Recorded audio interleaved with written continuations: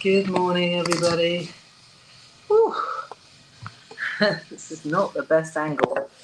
As you can tell, I'm on my exercise bike. I've done a few lives in the past on my exercise bike, and today is another one. This is what I think we call multitasking. Multitasking, even though I'm not a massive multitasker. I've been on here 20 minutes already, which is why the glasses are steaming up. Good morning anyway, this is going out live on LinkedIn and on Facebook. Happy Thursday to you.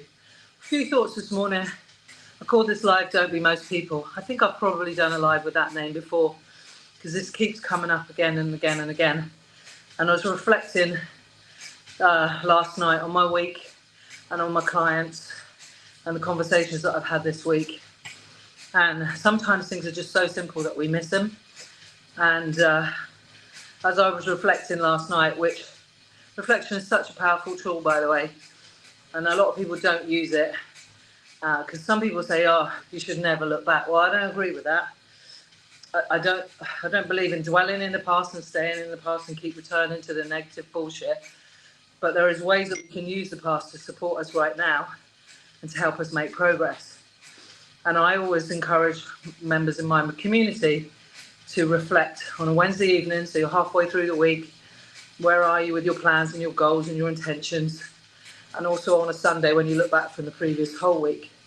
Because we get a chance to assess what's gone right for us, what's gone well, how we've shown up, what we can do differently. And actually what's gone well, do we want to carry that forward into the next day, the next week, or whatever? And this is where reflection works really well for us. And there's two things about reflection. One is awareness and one is honesty. We'll start with honesty. There's no point reflecting and getting your journal out and reflecting on your day, on the conversation, on the disagreement, on the positives, unless you're going to be 100% honest with yourself. There's no point writing shit all in that journal if you are not going to be truly honest with yourself. And this is something I've learned the hard way. Most of the things I teach and I share is stuff that I've done and I continue to do and I've done with clients and I continue to work with clients. And it's surprising to me when I vulnerably share that I spent a lot of time writing in a journal and it was utter crap. It was just like a fact checker. It was my honest feelings and thoughts. You know, me honestly sharing with myself, because that's who you're sharing it with, by the way, no one else, about what I was truly thinking and feeling and behaving. And so reflection is the same. It works really well if you are honest. Honest with how you showed up, honest with your behavior, honest with your feelings. This is how we truly become vulnerable. This is how we create power within ourselves. This is how we empower ourselves, by being honest. So if you haven't reflected on your week so far, you've still got an opportunity to do it. You've still got 2 business days left of this week. You've still got 3 days, or 4 if you see the week that ends on Sunday. But today is just your only absolute day, right? So focus on that. What's gone well for the first part of this week? What hasn't? How have you shown up? What's the good stuff from the beginning of the week that you can carry into today? And like for me, that was writing. I've done all this work that I'm now talking to you about for myself already this morning. And I've written, and every day I've been setting a better intention to write first thing in the morning rather than pick up my goddamn phone.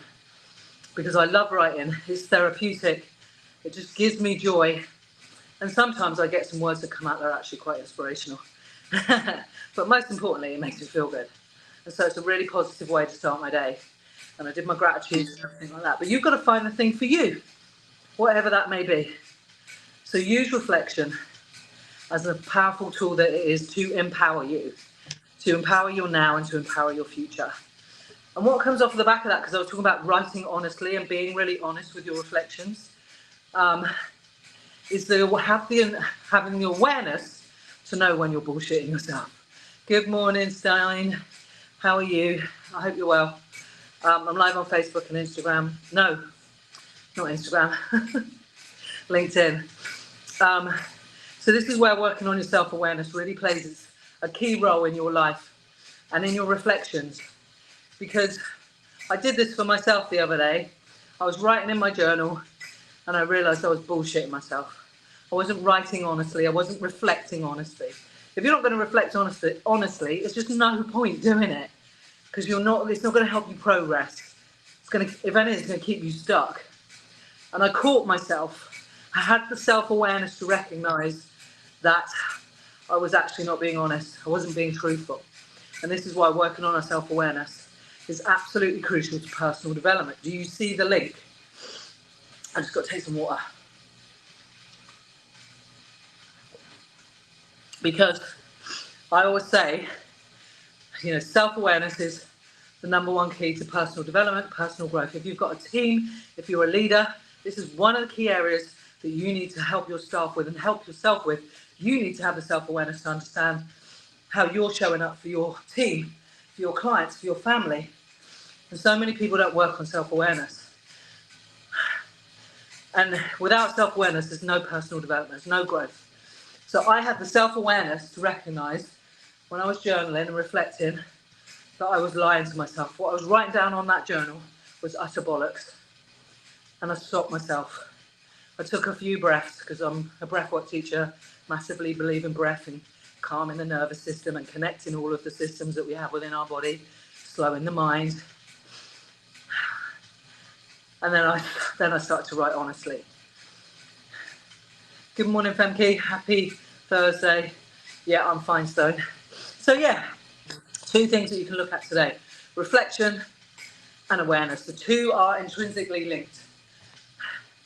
And they are two tools that will massively help you on your personal development growth, with your relationships, with your work, in your personal life, your friendships, and they both go hand in hand.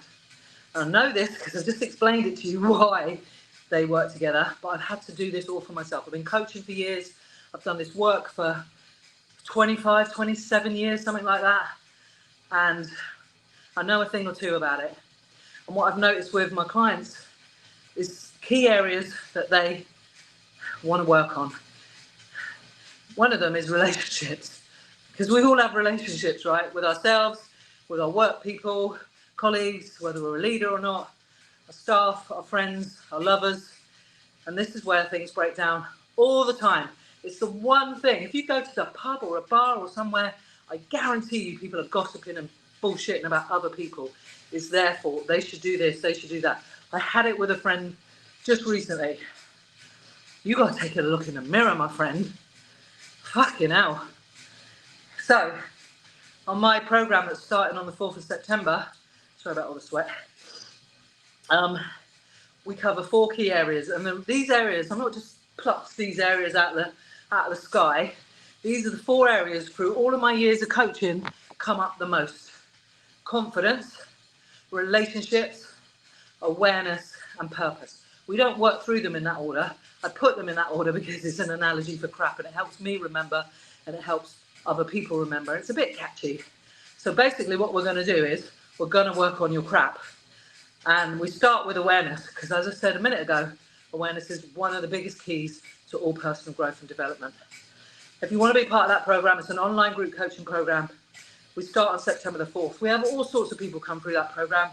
Corporate leaders, entrepreneurs, solo entrepreneurs, I've had a couple of retirees, international business owners, someone from Philly, someone from Spain, all sorts of people. Mostly women, but it doesn't matter, the guys can come too, and everyone in between. So if you're interested in taking a look at that, please go to my website, sam-adams.com/feel alive. We start in 18 days time. And most people don't do the work. I'll be honest with you. I come up against a lot of people that have never had therapy, never had coaching, never had a mentor. We all have mentors, whether we realise it or not. But that's people of influence, right?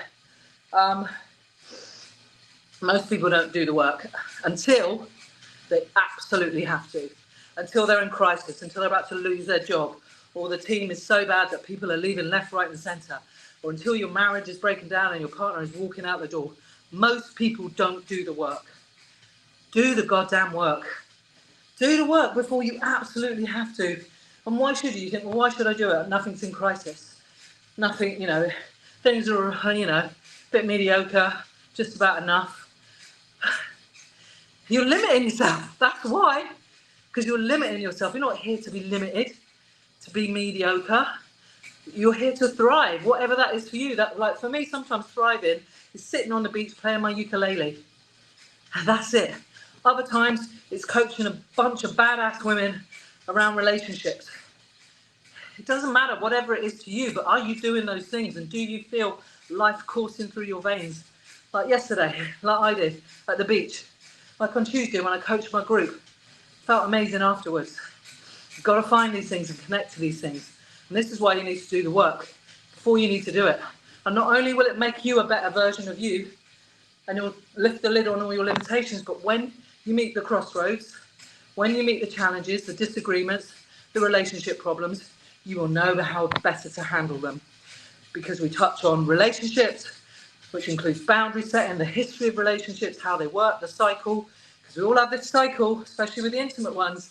We have that rush of blood at the beginning, the dopamine hit, then it wanes, then it becomes a power struggle, you think about leaving, and then it becomes contemptuous. Even at work, it's the same with your boss. I love my new boss. Oh, he's so much better than my old boss. And then what happens? It gets a bit boring. He starts to make some demands of you, and the old peacocking, suddenly the feathers go down. All relationships are the same, don't matter whether they're work or personal. Right, I've rambled enough this morning. I'm absolutely boiling. I've got to get off this bike. Have yourself a great day. Remember, it starts with you. Please go check out, it's here on my profile website. We start in 18 days' time. Come join me. Change your life.